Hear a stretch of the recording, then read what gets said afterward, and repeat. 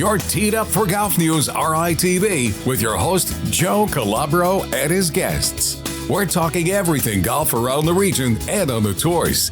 Now, here's your host, Joe Calabro. Welcome everybody to Golf News RI TV. I'm Joe Calabro. Thank you so much to everyone for tuning into the last week's episode with Austin Silly.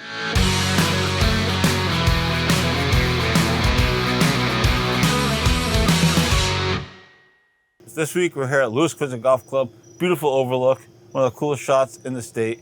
And we're joined by the head pro here, Anthony Loiselle. Anthony, thanks for coming on. You got it, Joe. Thanks for having me on. You guys know Anthony. He's contributed to the website before. You're welcome to continue doing it if you want over the winter or whatever it may be. But thank you for that, and thank you for all the support over the years. It's been great, and it's obviously meant a lot to us. So this is your third year at Louisquisset, which is crazy how time flies. I feel like I've covered kind of a lot of your journey. Yeah, big time. Into that, but these 3 years at Louisquisset, what has it been like to be a head pro? What's the life been like at Louisquisset for you? The main takeaway, like right now, it's already September. I mean, it's flew. I blinked and it was 3 seasons. I mean, I got this job when I was 22. So it was like, I want to say 4 months after I graduated college. Like I was sitting at the bag drop at Johns Island West and I got the email that like my degree was recognized. And then a couple months later, I was in the pro shop down there looking at a bunch of inventory that I had to move out the door. So it's been one hell of a ride, but it's like, I've enjoyed every second of it. And I was like thinking about this today. It's like, I owe everything I have right now to this facility and this job. It's just great. I mean, looking back on it, knowing that it's ending, coming the end of this year, it's something to reflect on that hasn't set in yet, but it's been nothing but the best. I've loved it, truthfully. Well, when you get a job like this at such a young age, you said 22. Mm-hmm. It sounds like a crazy age to be a head pro, yeah. in theory anyway. You know, what were some of the early challenges for you? What were some of the things you had to learn quickly, and what have you learned over the years? Regarding being a head pro, one thing I've learned or kind of realized really quick is that literally everything falls on you. It's like people are emailing, calling. They're looking for the boss. They're looking for the head pro. So if anything's wrong on the golf course or they need something, you can lean on your staff as much as you can, but at the end of the day, a lot of the membership is really just looking for that voice of the head pro. So it's just understanding their responsibility and like what comes along with it is half the battle, but I think I grew into that really well. I attribute all of my skills to the people I've worked for. Like the first that comes to mind is Dan Shepard. I wouldn't be who I am in this role if I didn't spend that season working for Dan Shepard. And I worked with Zane Brownrigg and Sean Irons. Zane's down in Florida, Dan's all the way out in Seattle. And I'm still pretty close with Sean, who's at Newport Country Club. But if I didn't spend that season with them, I would not in any way, shape, or form be ready to do this. And I worked for the last head pro here, Keith, for 2 years. I worked for Chris Hume at Newport National, who I'm still really close with. If I didn't have those really, really good golf professionals to work for, then none of this would have been possible. So it's leaning on what I learned fundamentally when I started in this industry that has carried me through all of this, basically. One thing that always interests me about head teaching pros, whether it's yourself or our friend Nick at Lincoln or Mike Bradshaw at Kirkbride, whoever it is, just the journey. Like everyone knows about the grind that it takes to get to the tour. We've documented that Davis and Patrick and all those guys are going through now on the Korn Ferry Tour to get to the PGA Tour. But what's the grind like to get to where you are being a head professional?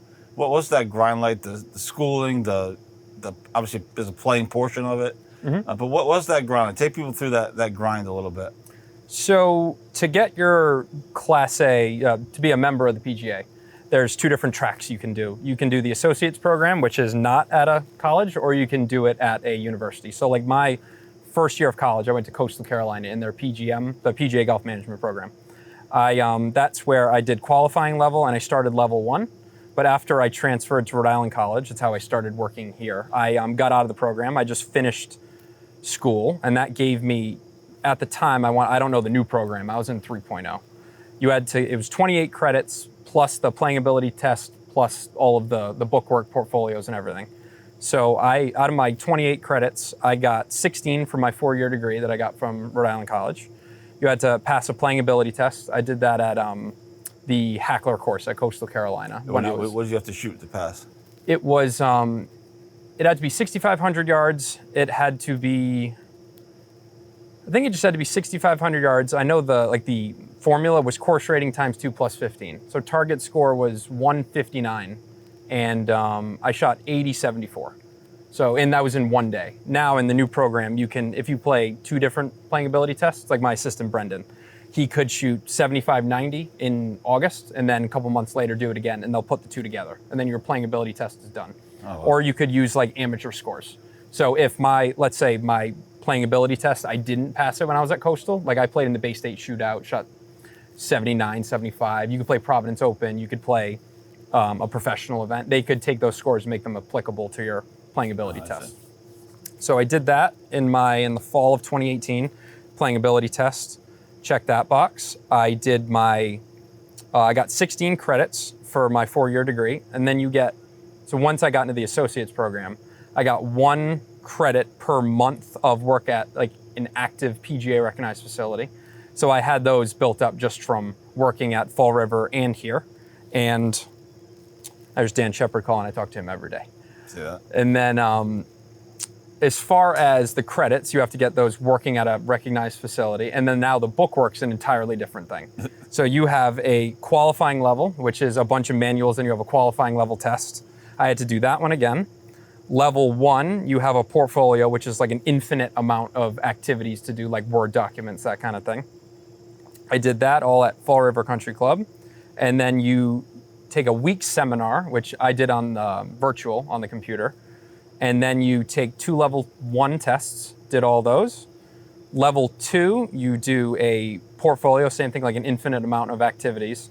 Then I had to go to PGA Frisco for a week.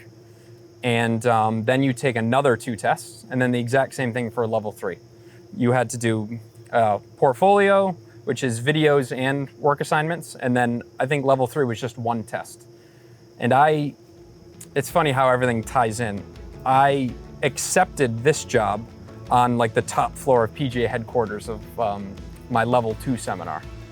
And then my level 3 seminar, I went to Frisco the day after my first member guest here. So I got my Class A technically I would say in like 16 months. I got back into the program June of 2022, and I was named a member October 2nd, 2023. Holy cow. Well, being a head pro is not for me, clearly. Yeah. But coming up next on GolfNewsRI TV, we're going to test Anthony's playing ability out on the course. Welcome back to GolfNewsRI TV. I'm Joe Calabro. Thanks again to all of our sponsors and for everybody tuning in over the course of the season and for the remaining episodes coming up in the next few weeks. We're here today at Louisquisset Golf Club, joined by the head pro, Anthony Loiselle. Anthony, we're here at the 6th hole, relatively new 6th hole. We're in the way back tees. I usually play from like the up tees, but we'll try something new. Talk to us a little bit about this hole and what we're going to play here. Yep, so we put this tee box in the middle of last season. We didn't even open it until, say, April 1st of this year. So the old 6 hole used to be a par 4, so it was par 4 on both sides. Now we play it as a par 5 on both sides. We don't have any tee markers out here today because we have the member guest at the end of the week. It's healing up from actually still our August member guest, but now it's a par 5. So from up there, probably good 55 yards, I want to say. We used to always go right of the tree, and you're kind of taking on that rock, and then you have, say, 9-iron or wedge into the green. Now you go significantly further left, and it's more like for me, it's always like 4 hybrid 5-iron kind of deal.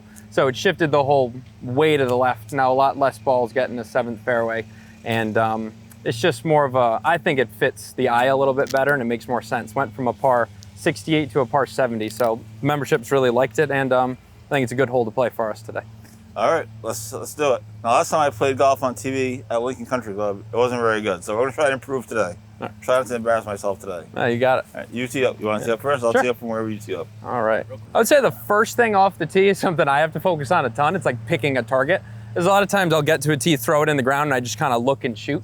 For me, like I got to dumb it way down. It's like I want to pick a spot where I'm going to start it, and then where I'm going to shoot 2 choices, say, right? I'm going to pick a spot out there where I want to start it, and then a direction that it's going to move. So like this one, I'm going to try to start it just to the left of that green tree. And if anything, I want to miss it a little left because I don't want any balls moving to the right here. Because say anything lands, say just to the left edge of the big tree, it'll all kick towards the rock wall. first swing of the day, I kind of want to get something where I can get it down to the green, make par at the worst type of deal. Oh, heel cut.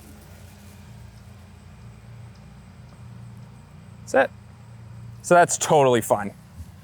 That was smashed. I'm gonna have a longer way in, but that's the side to miss it on this hole. Oh, getting greedy. It's a cocky play, first swing of the day, but man, that's good. Don't worry, I didn't do it on purpose. That's perfect. I just hit the ball. Yeah, that's perfect. Look at that. I got 198 pins front right. Got a little helping wind. I got my favorite club, my 4 hybrid. I've had this since my freshman year of college. So 2018, Coastal Carolina. For a guy who hits it really short like I do, like short and crooked off the tee, I need some good hybrids. So I have an exact replica of my 4 and 3 hybrid. I have a hole-in-one. Last year I was playing in a 5-ball, you posted it.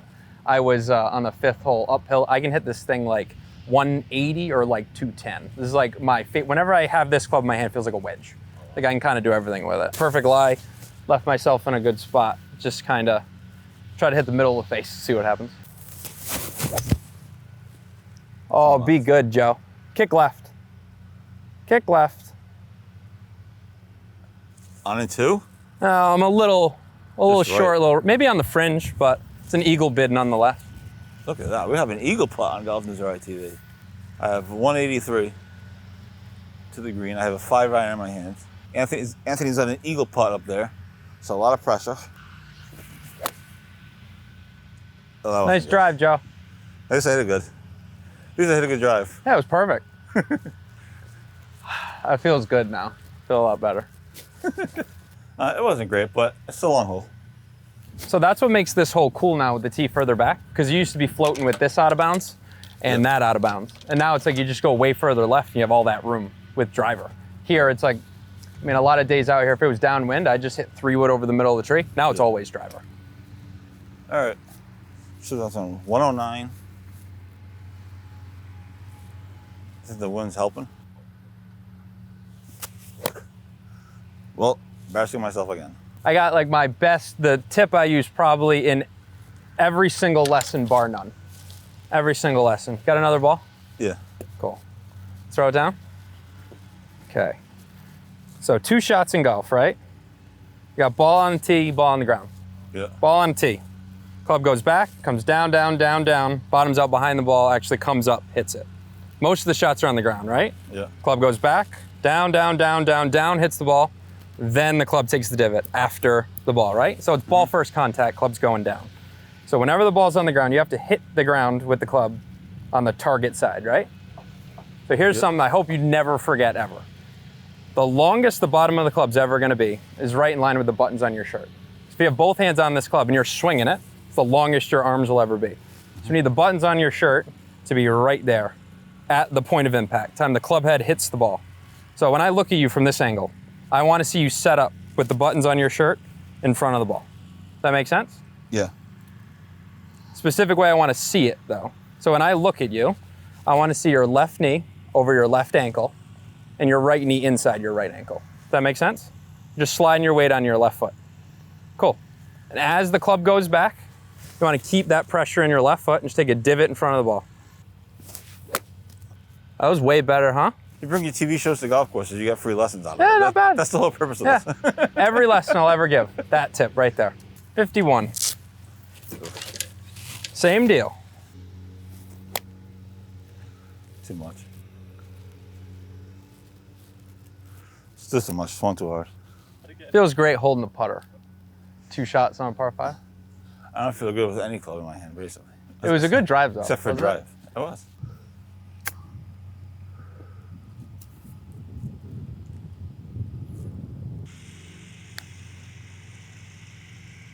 Stay up.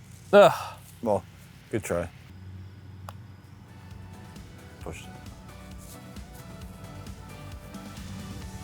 Ooh. Almost a 9. All right, so that was a good time playing the 6th hole here at Louisquisset Golf Club. I didn't play so well, but I hit some good shots. Anthony had a birdie. I think it might be the first ever birdie on GolfNewsRI TV as well, so congrats to him.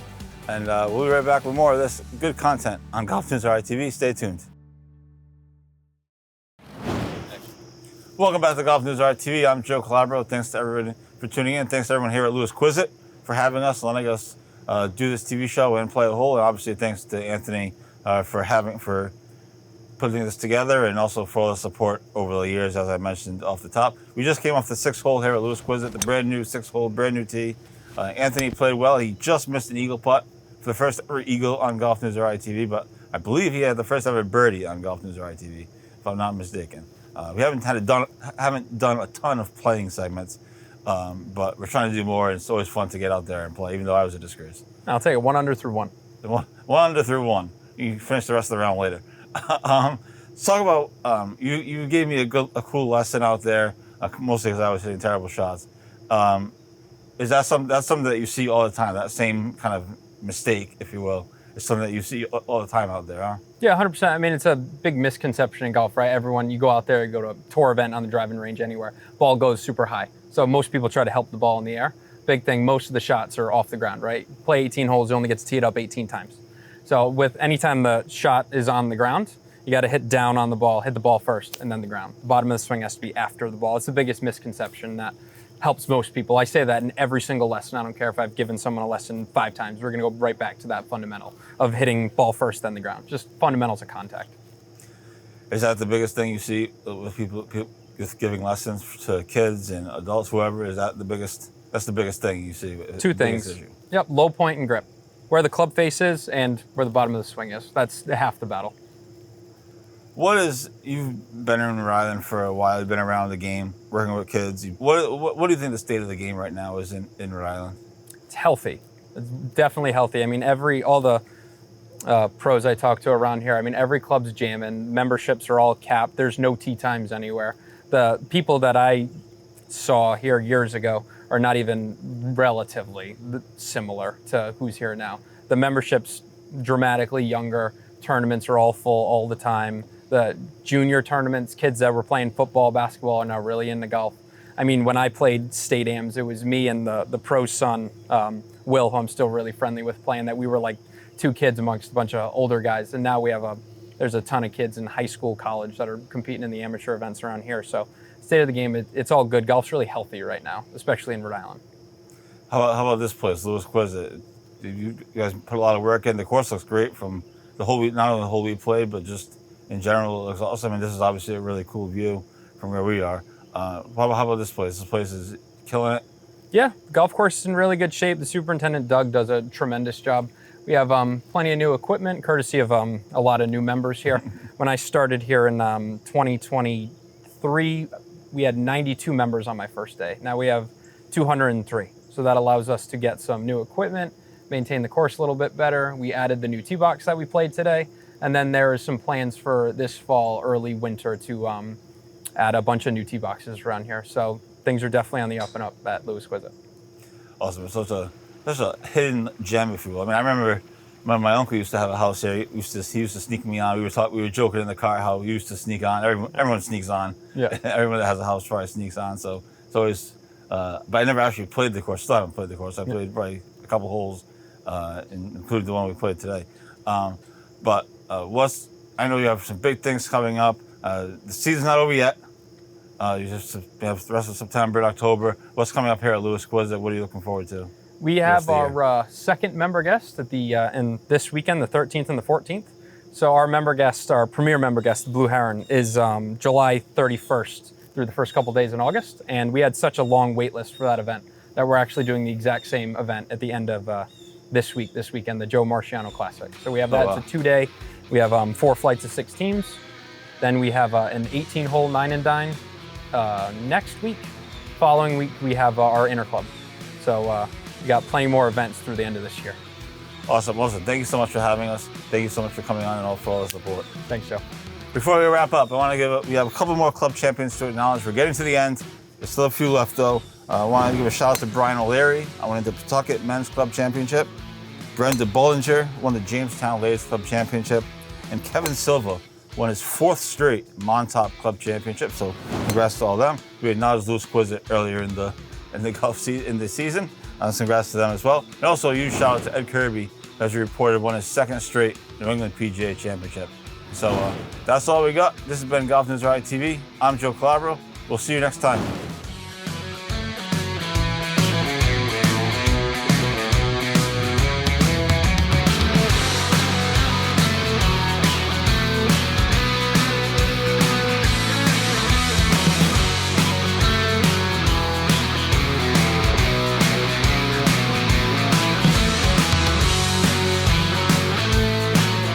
You've been watching GolfNewsRI TV with host Joe Calabro.